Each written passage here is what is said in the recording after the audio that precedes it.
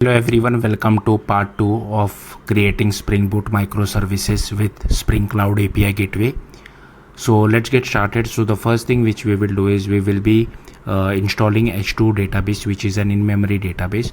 So given that it is an in-memory database, the data would be lost as soon as you close your server, but I think for our use case it is fine. Later on we will replace it with a much more in production database. So first what I have done is that inside pom.xml of your users microservice, you will first have to add this dependency, but make sure you don't add version, and we don't require this scope test, but we require scope runtime. And over here I have also added Spring Boot starter data dash jpa. So make sure you add these two dependencies. Once you add it, just click on save and it should install the dependencies for you. Then go to application.properties. Here I have added h2 console enabled equal to true, h2 console settings web allow others equal to true, and spring data source url is equal to this is our database. Now what you will have to do is, just in case if you have any server running, shut down all those, go to discovery application, start your Eureka server. Then once that is started, go to user microservice, start that, and if you want you can start your API gateway as well. Then if you come over here inside your Eureka service, you should see something like this, and if I click on this I will get this error. Now instead of this actuator/info, we have to write h2/h2 console, so something like this. So if I refresh this, you can see I have this /h2 dash console over here. I have removed that actuator/info, and if I just click on this, you should see something like this.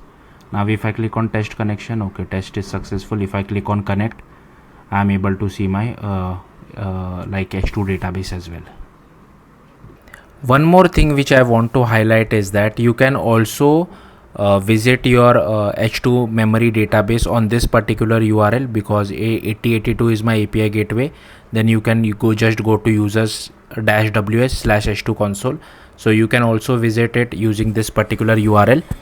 Now I will show you we'll just see how to create a user using the users microservice. So firstly I'll just show you the output. So I'll quickly start my discovery application, which is my Eureka server. I'll just wait for it to start. Once that is started, then I can just go to my users application.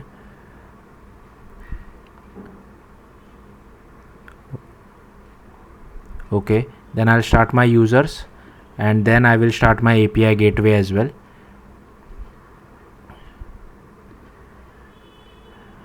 Okay, so this might take a little bit of time. What I'll do is that I'll just copy paste this URL for my H2 console. I'll open a new tab. I'll paste it over here. Okay, this is showing some error because the API gateway is still not ready. Okay, let's just wait for it to get ready.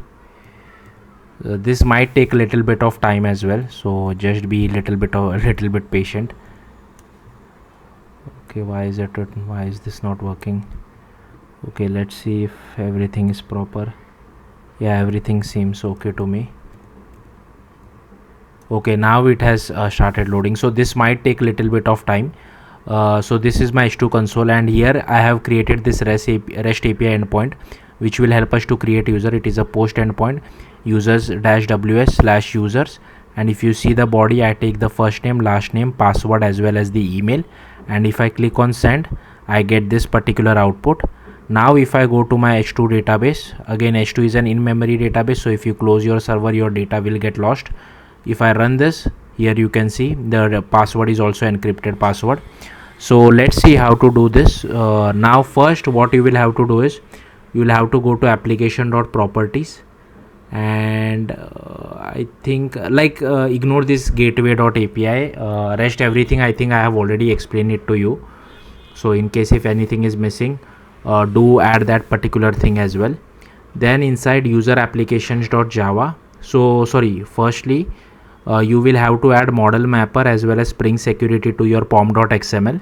So go to pom.xml of your user microservice, and here you can see I have added model mapper as well as Spring Boot starter security. Once you have added it, you can go to your user application.java, and here I have added this bean for bcrypt password encoder, so it would import from our security library. Then we will create this create user model.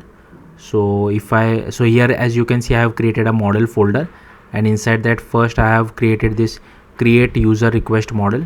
So I'll just show it to you. So first I have created a first name. It should not be null, size is 2, and this is the message in case if the size is less than 2. Similarly for last name as well, it should not be null, as you can see, and size should be at least 2, minimum size. Email, again same thing, not null, and it should follow proper email template or regex. Then I have created one for password. Minimum should be 8, maximum should be 16. So this is the particular message. Then I have just created some getters and setters for it. Then come to create user model.java, create user response model.java. This was create user request model.java, the previous one. Here I have created first name, last name, email and user ID, because we won't be sending password back to the user in response, right? Then I have just created some getters and setters for it. Then I have created user entity.java inside this data folder. So you can add all these imports, so we don't have to manually create table inside our database. This entity class will take care of it. So the table name is users. It implements serializable. Serial version UID you can give whatever you feel like. Then ID and generated long ID I have created, so I have added this annotation. Then for first name, this is a column, length is 50. Last name is a column, length 50. Then email column, nullable is false, again length is 120, unique is true. Similar for user ID as well, nullable is false and unique is true. And encrypted password as well, nullable is false and unique is true. Then I have just created some getters and setters for it. First name, last name, email. Okay. So next we have to create user dto.java. So here I am implementing serializable. I am writing serial version UID, first name, last name, email, password, user ID and encrypted password, and again I have created the getters and setters for all these properties. Then going back to web security.java. So here I have created a security folder, and inside that I have created web security.java. So if you want, you can just copy paste all these imports, and I have marked it as @configuration @enable web security. This environment variable is not required for your case, because what I was trying to do is that I was trying to give access to only my IP address, but it wasn't working for me, so I commented it out. If you know how to do this, do let me know. If you are going to try this particular code, make sure you comment out permit.all and uncomment this, but in my case it wasn't working, so I commented it back again. That's why I was using environment, because I was getting this particular property from our application.properties file. But if you don't want to inject environment, that's fine. Then here we are override, like we have this method called configure. We have marked it as bean, and we are disabling CSRF, authorizing our HTTP request for users endpoint and permitting all. Then here we are using request matchers for our H2 console as well, permitting all. And then we are doing one for session management, which is stateless. And then we are building headers as well, so frame options, default headers, and we are disabling that. Then we are just returning http.build. The next step is user service.java. So if you go over here, this is the user service.java inside services folder. So here I have just created one interface which will help us to create user. It takes a user DTO and returns a user DTO back. And if you look at the implementation of it, so these are all the imports for it, and it implements user service.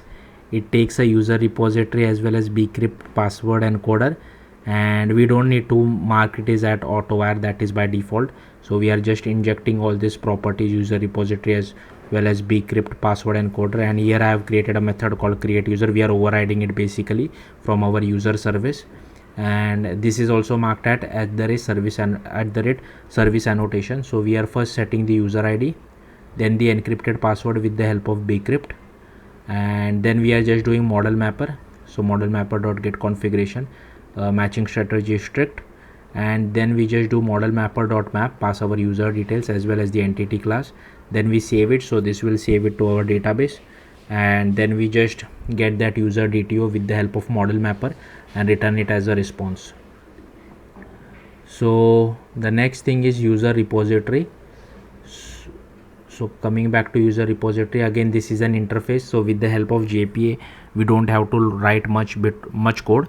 We just extend CRUD repository, pass our user entity as well as the long data type, and if you see our users controller, so basically I have created one more API endpoint @ post mapping. So this is the API endpoint /users, and here the response return type is response entity, create user response model, create user method @ valid, so that it applies all the validation, and request body is create user request model, pass our user details. Here we create our model mapper, then we set the matching strategy as strict. Then with the help of model mapper we get our user DTO. Then with the help of user DTO we create our user and get the user DTO back, created user DTO. Then again we use model mapper.map create user, and we just do create user response model.class. So we will get that particular response model back, and then we just return it back to the user. So I think that's it. So I've shown you this, shown you this as well, told you this user DTO also I have shown you. Okay, so